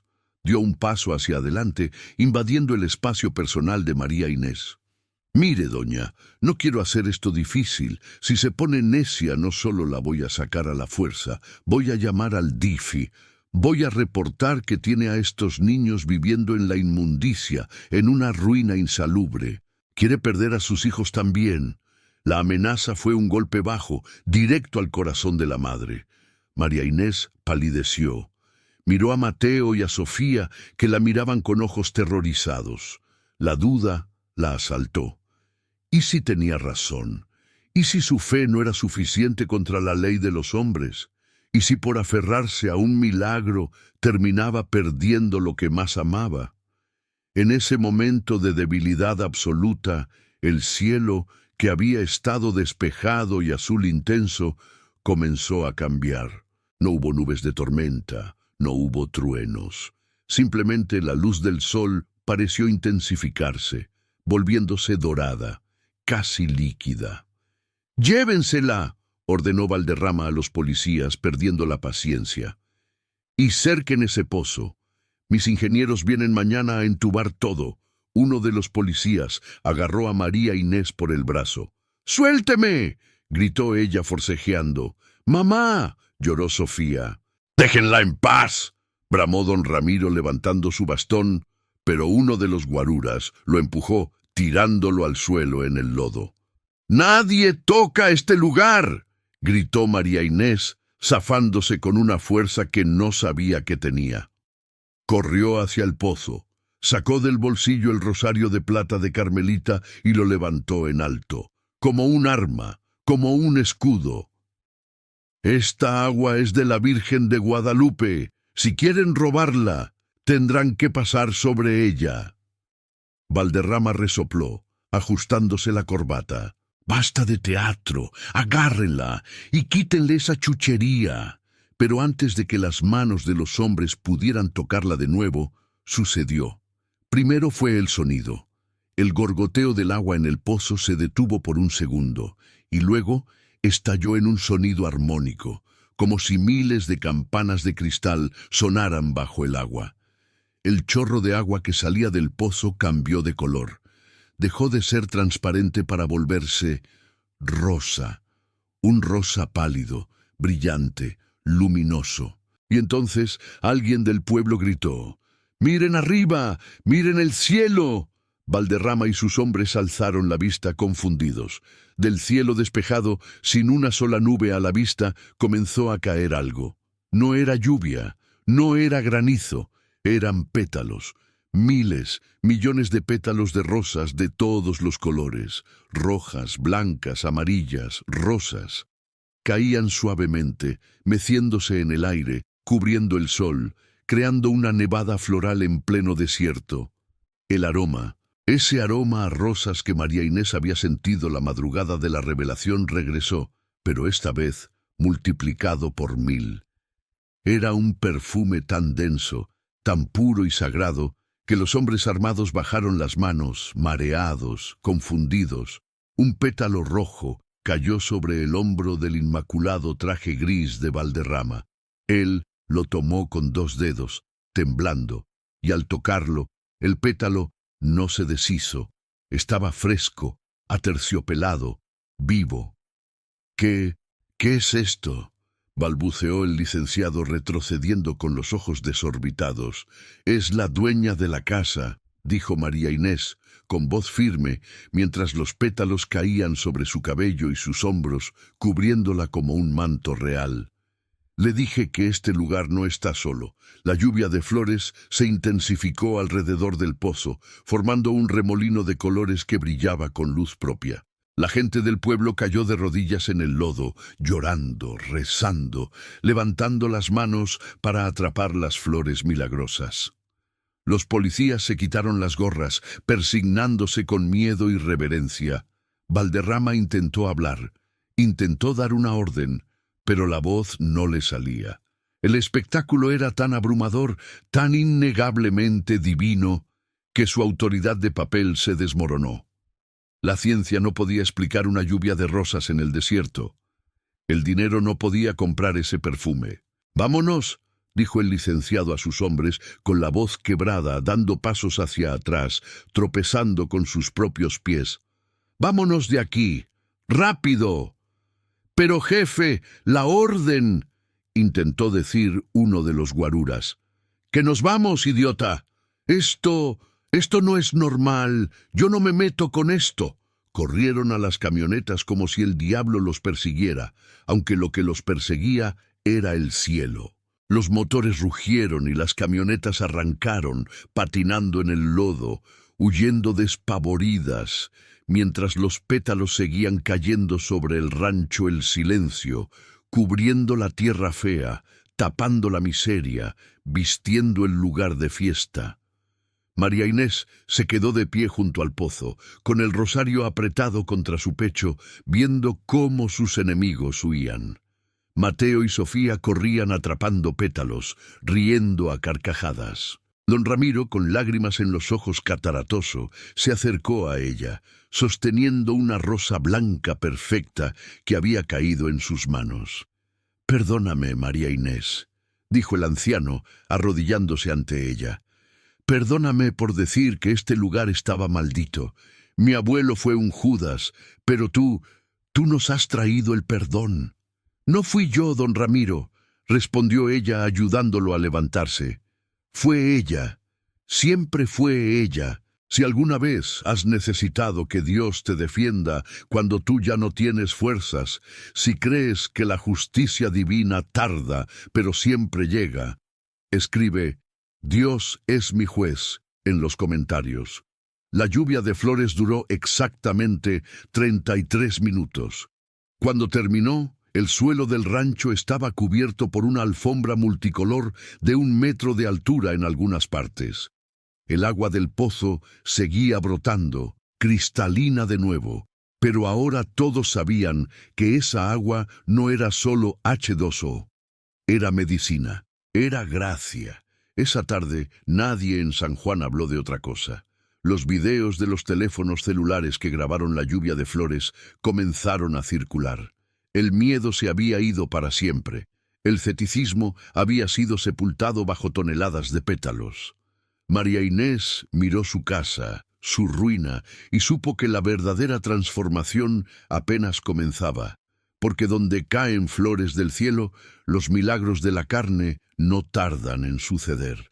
Y había alguien, muy lejos de allí, desahuciado y sin esperanza, que acababa de ver el video en internet y sentía por primera vez en años que tal vez, solo tal vez, había una cura esperándolo en el desierto de Jalisco. La fama del rancho El Silencio ya no cabía en los límites del estado de Jalisco. Los videos de la lluvia de rosas habían cruzado fronteras, viajando por las redes digitales como un evangelio moderno, encendiendo la mecha de la fe en corazones apagados de todo el continente. Lo que días atrás era un terreno baldío y silencioso, ahora se había transformado en un campamento improvisado de esperanza. Cientos de personas llegaban a pie, en bicicletas, en camiones de redilas, acampando bajo las lonas de plástico azul para protegerse del sol, esperando su turno para llenar una botella con el agua de Carmelita, como la gente había empezado a llamar al manantial milagroso. María Inés apenas dormía. Sus manos, antes dedicadas solo a la limpieza y a la supervivencia, ahora pasaban el día sirviendo agua, consolando a los afligidos y escuchando historias de dolor que le partían el alma. No cobraba un solo centavo. «El agua es de Dios», repetía incansablemente cuando alguien intentaba ponerle billetes en el delantal. «Dios la dio gratis, gratis se comparte».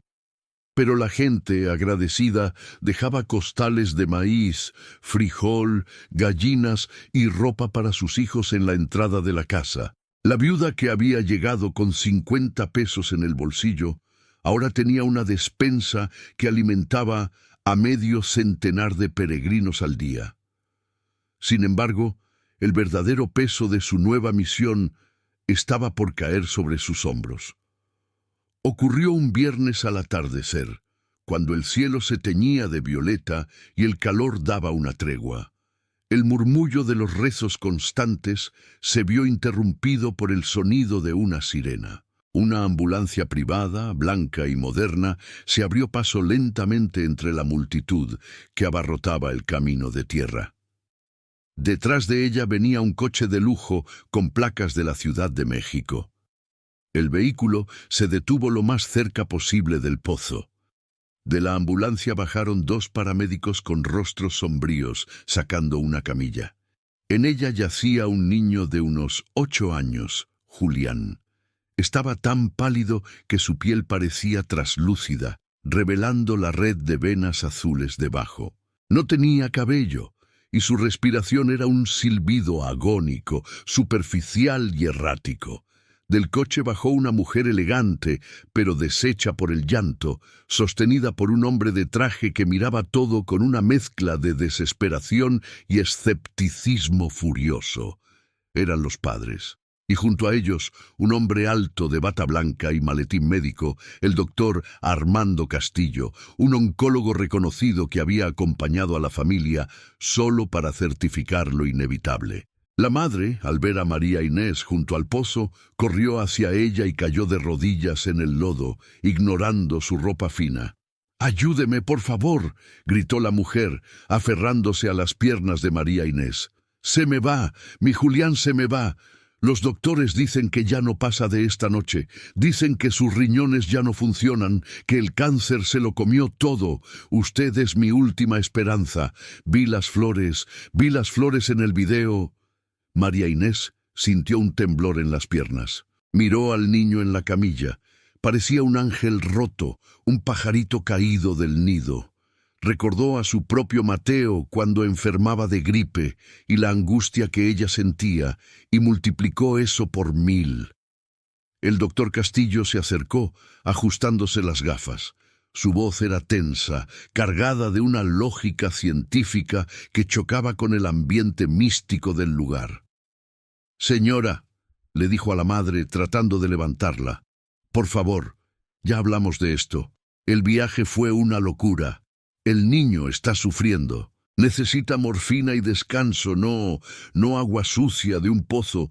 Esto es un shock séptico inminente». Luego el médico miró a María Inés con dureza. «No le dé falsas esperanzas, señora. Si usted tiene un poco de conciencia, dígales que se vayan a un hospital para que el niño muera en paz. No juegue a ser Dios». María Inés sostuvo la mirada del médico, no con arrogancia, sino con una humildad que desarmaba.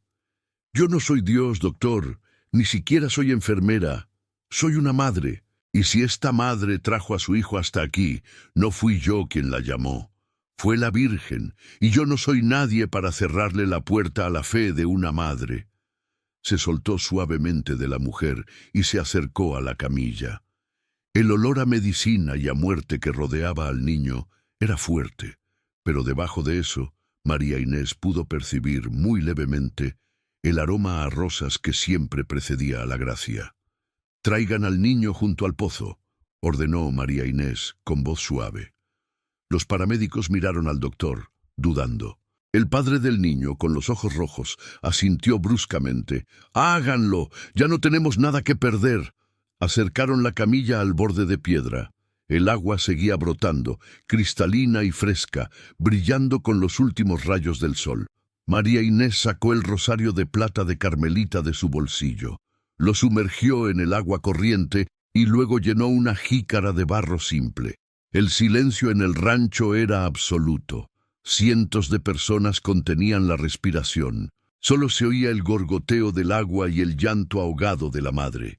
María Inés mojó su mano en la jícara y puso la palma fría sobre la frente hirviendo del niño. «Julián», susurró, «no tengas miedo, mi cielo. La mamita del cielo te va a dar un baño». El niño no reaccionó. Sus ojos estaban cerrados, hundidos en cuencas oscuras. María Inés comenzó a rezar, pero esta vez no pidió. Esta vez agradeció. Recordó el diario de Carmelita, el sacrificio de amor. Sabía que el agua no curaba por magia, curaba porque estaba impregnada de amor sacrificial. «Madre Santísima», oró en voz alta, «tú que viste a tu hijo morir en la cruz, tú sabes lo que siente esta madre. No te pido que cambies la voluntad de Dios, te pido que envuelvas a este niño en tu manto. Si es para tu gloria, lávalo con el agua de tus lágrimas». Con cuidado, María Inés comenzó a derramar el agua sobre la cabeza del niño, sobre su pecho, sobre sus brazos flacos. El doctor Castillo hizo un gesto de protesta al ver que mojaban al paciente crítico, pero se detuvo en seco. Al contacto con el agua, el cuerpo de Julián se arqueó violentamente, como si hubiera recibido una descarga eléctrica. ¡Julián!, gritó la madre. El niño tosió. Fue una tos profunda, cavernosa, terrible, y luego vomitó. Expulsó un líquido negro, espeso y fétido sobre la tierra mojada. El olor era insoportable, a podredumbre pura. «¡Está broncoaspirando!», gritó el doctor, lanzándose sobre el niño con el estetoscopio en la mano. «¡Hay que aspirarlo rápido!». Pero antes de que pudiera tocarlo, Julián inspiró. Fue una bocanada de aire limpia, profunda, sonora. El pecho, que antes apenas se movía, se infló por completo. El niño abrió los ojos. No eran los ojos vidriosos de un moribundo, eran ojos claros, brillantes, llenos de vida y confusión. «¡Mamá!», dijo Julián. Su voz era débil, pero clara. Ya no silbaba. La madre se lanzó sobre él, besándole la cara, las manos. «¡Aquí estoy, mi amor! ¡Aquí estoy!». «Tengo sed», dijo el niño. «Y hambre. Quiero tacos». Una risa nerviosa y un sollozo colectivo recorrieron la multitud. El doctor Castillo estaba pálido como un papel. Apartó suavemente a la madre y puso el estetoscopio en el pecho del niño. Movió el instrumento de un lado a otro, frenético. Buscó el pulso en el cuello. Palpó el abdomen, donde antes había masas tumorales duras como piedras. Sus manos de cirujano empezaron a temblar. Se quitó el estetoscopio y miró a los padres, luego a María Inés y finalmente al cielo, como buscando una explicación lógica que no llegaba. Esto es imposible», balbuceó el médico, con la voz quebrada. «La arritmia desapareció, los pulmones ventilan perfecto, y el abdomen está blando. No siento el tumor hepático, no está». «¿Qué dice, doctor?», preguntó el padre temblando. «Digo que clínicamente no tengo explicación. Este niño estaba en falla multiorgánica hace 10 minutos, y ahora sus signos vitales son los de un niño sano. Si tú crees que para Dios no hay diagnósticos finales y que la última palabra siempre viene del cielo, escribe «Creo en ti» y comparte este milagro de fe». El niño intentó sentarse. Los paramédicos quisieron ayudarlo, pero él se impulsó solo, con una fuerza que no debería tener después de meses en cama. Se sentó en la camilla mojado, mirando el agua que corría. «El agua está calientita, mamá», dijo Julián sonriendo. «Me quitó el frío, ya no me duele la panza». La madre se giró hacia María Inés y trató de besarle los pies. «Levántese», dijo María Inés con firmeza, levantándola y abrazándola. «A mí no, a él, a ella. Yo solo puse el agua, la fe la puso usted». Ese fue el momento exacto en que el rancho El Silencio dejó de ser un rancho. El doctor Castillo, el hombre de ciencia, se arrodilló allí mismo en el lodo, llorando como un niño, vencido por una verdad que sus libros no podían contener. Sacó su recetario y escribió una nota rápida, no una receta, sino un testimonio médico, firmándolo con su cédula profesional, testificando la curación inexplicable de Julián. La noticia del niño resucitado voló. Esa noche no quedó un solo espacio vacío en kilómetros a la redonda.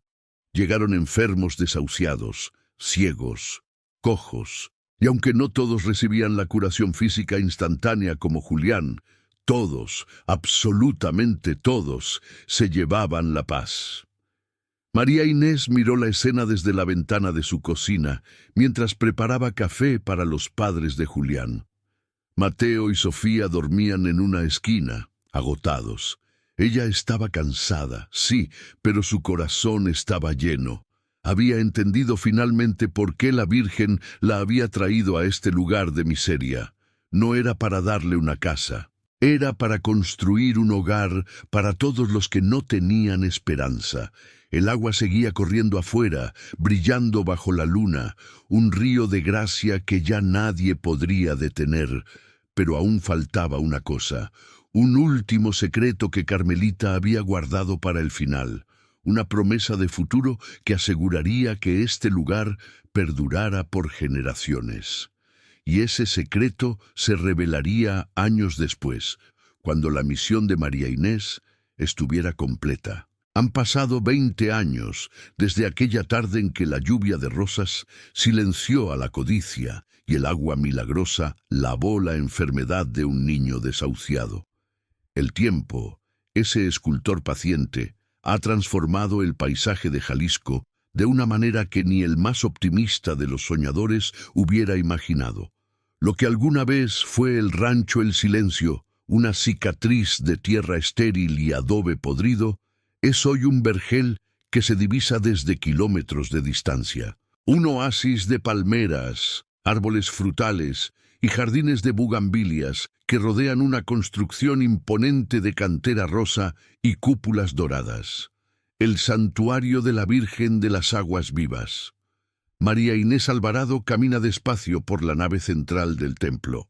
Su cabello, antes negro como el ala de un cuervo, es ahora una corona de plata brillante que enmarca un rostro surcado por arrugas de sonrisas y paz, llano de angustia.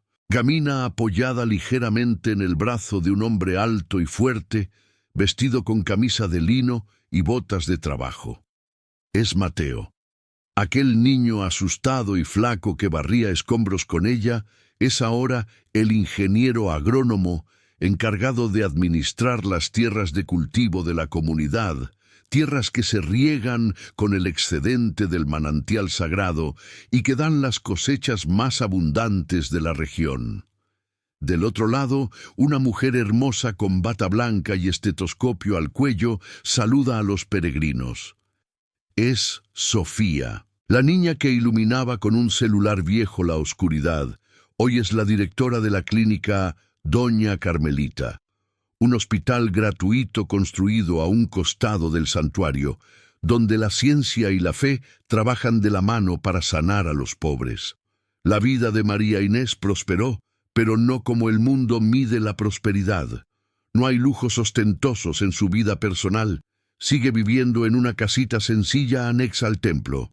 Su riqueza está en ver a sus hijos convertidos en hombres y mujeres de bien, en ver las deudas pagadas y sobre todo en ver las paredes del santuario tapizadas de milagritos, miles de pequeñas figuras de metal, fotografías, cartas, muletas colgadas y vestidos de novia, cada uno contando una historia de un imposible que se hizo posible gracias a la fe que nació en ese suelo.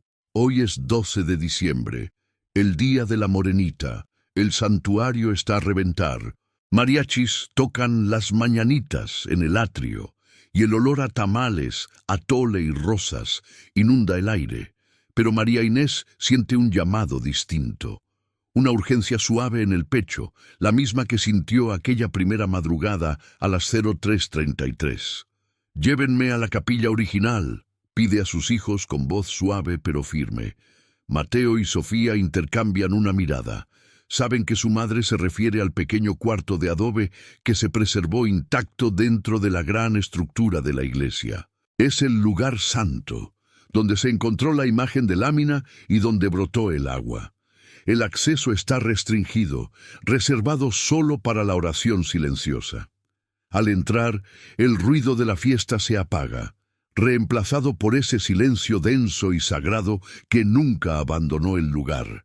Allí está el altar, ya no una caja de madera, sino una base de mármol blanco, pero sobre ella sigue estando la misma lámina vieja y despintada que María Inés limpió con sus lágrimas. A pesar de tener réplicas de oro y coronas de joyas regaladas por fieles ricos, María Inés nunca permitió que cambiaran a su virgencita original.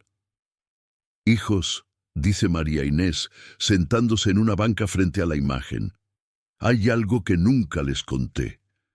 Un secreto que he guardado 20 años, esperando el momento correcto. Y siento que el momento es hoy». Mateo se arrodilla a su lado. «¿Qué pasa, mamá? ¿Te sientes mal?» «No, mi cielo. Me siento mejor que nunca. Pero mi guardia está terminando. Ustedes deben saber la verdad completa sobre el día de la lluvia de rosas». María Inés mete la mano en el bolsillo de su suéter tejido y saca una llave pequeña y antigua. Se la entrega a Sofía. Abran el compartimento debajo del altar. Sofía, con manos temblorosas, inserta la llave en una pequeña cerradura oculta en el mármol. Se escucha un clic suave. Una pequeña puerta se abre, revelando un relicario de cristal sellado herméticamente. Dentro del cristal, flotando en un líquido transparente que parece agua pero brilla con luz propia, hay una rosa. Una rosa roja. Perfecta. Fresca. Sus pétalos son aterciopelados y vibrantes, y el tallo es verde y turgente. «Es hermosa», susurra Sofía. «¿La pusiste ahí esta mañana, mamá?» María Inés niega con la cabeza, con una sonrisa enigmática y dulce. «Esa rosa cayó en mi hombro el día que quisieron quitarnos el rancho, hace 20 años. Don Ramiro la recogió, ¿recuerdan? Esa noche, cuando todos dormían, la Virgen me habló en sueños. Me dijo que guardara esa rosa en el agua del manantial. Me prometió que, mientras esa rosa no se marchitara, la fe nunca faltaría en esta casa y el agua nunca dejaría de sanar. Mateo y Sofía miran la flor con asombro absoluto. Botánicamente es imposible. Una rosa cortada dura días, quizás una semana. Esa flor llevaba 2 décadas intacta, viva, desafiando al tiempo y a la muerte, alimentada solo por el agua milagrosa y la promesa divina. «Es el corazón de este lugar», continuó María Inés. «No es el edificio, no es el dinero de las limosnas, no soy yo. Es esto, es la promesa viva de que lo que es de Dios es eterno. Ahora ustedes son los guardianes de la rosa y del agua». «Mamá, no hables como si te fueras a ir», dijo Mateo con la voz quebrada, apretando la mano de su madre. «Todos nos vamos, hijo, pero el amor se queda». María Inés cerró los ojos, recargando la cabeza en el hombro de su hijo. El aroma a rosas, ese perfume sobrenatural que lo inició todo, comenzó a llenar la pequeña capilla, emanando no del relicario, sino de la imagen de lámina frente a ellos. Y entonces María Inés la vio. Ya no era una pintura en metal. La Virgen se desprendió del altar. Era una mujer real, pequeña, morena, vestida de sol y estrellas, parada allí mismo, en el suelo de tierra que María Inés había defendido con su vida. No había ángeles con trompetas, solo una presencia materna, cálida y conocida. La Virgen le sonrió. No movió los labios, pero María Inés escuchó su voz en el centro de su alma, clara como el agua del pozo. «Ya no tienes que barrer, mi niña. Tu casa está limpia, tu mesa está servida. Carmelita te está esperando para cenar». María Inés sintió una ligereza absoluta. El dolor de sus huesos viejos desapareció. La preocupación por el futuro se disolvió. Miró a sus hijos por última vez, viéndolos rodeados de una luz dorada que los protegía. Sabía que estarían bien, sabía que el santuario estaba en buenas manos. «Gracias, madrecita», susurró María Inés, exhalando un suspiro largo y tranquilo. Su mano, que sostenía la de Mateo, se relajó. Su cabeza se inclinó suavemente. En su rostro quedó grabada una sonrisa de dicha plena, la sonrisa de quien se encuentra con un viejo amigo muy amado. Mateo y Sofía sintieron el cambio en el aire. No hubo angustia en ese momento, solo una sacralidad inmensa. «¿Mamá?», preguntó Sofía, aunque ya sabía la respuesta. El perfume de rosas se hizo tan intenso que traspasó los muros de la capilla, saliendo hacia la nave principal, hacia el atrio, hacia los campos. Los peregrinos afuera dejaron de cantar y de comer, levantando la vista, aspirando el aire bendito, sabiendo, sin que nadie se los dijera, que la guardiana había partido. Pero no hubo llanto de desesperación. Las campanas del santuario comenzaron a repicar, no con el toque de difuntos, sino con un vuelo de gloria alegre, vibrante, anunciando la entrada de un alma justa al cielo. Años después, la leyenda dice que si uno visita el santuario de las aguas vivas y guarda silencio absoluto en la capilla original, todavía se puede escuchar el sonido de una escoba de ramas barriendo el suelo, preparando la casa para los hijos de Dios. Y en el relicario, la rosa sigue roja, sigue fresca, latiendo como un corazón vivo en medio del desierto, recordándonos que para la fe no existe el tiempo y para el amor de madre no existe la muerte. Quizás hoy sientes que tu vida es como el rancho El Silencio al principio de esta historia, una ruina llena de deudas, dolor, soledad y sequedad. Quizás sientes que estás maldito por las circunstancias, que no tienes recursos, que estás solo contra un mundo gigante y hostil. Pero esta historia es para recordarte una verdad espiritual inquebrantable. Dios es experto en reconstruir ruinas. María Inés no tenía nada, solo una escoba y 50 pesos.